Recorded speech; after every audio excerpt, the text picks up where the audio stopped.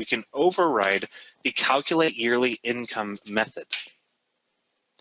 And now I can say, well, it doesn't matter what year I'm at. I'm going to make so that's 10,000 million, $10 billion. Oh, great. Integer overflow.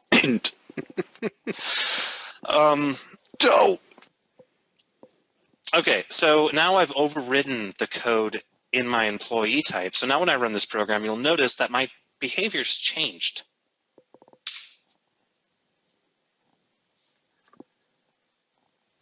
This sort of coding is very, very important, and the concept of polymorphic types is incredibly important, something we are going to be using very, very, very much throughout the rest of the course. So if you don't instantly see what's going on here, then that's okay, as long as you have a good sort of idea about what we're doing.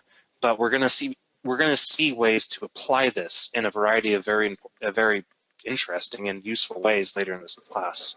Was the example with calculate yearly income just a rehash of the example with display? Yes, except for it's a little bit cooler because it's a pure method that it's a bit of logic, a bit of really important calculations.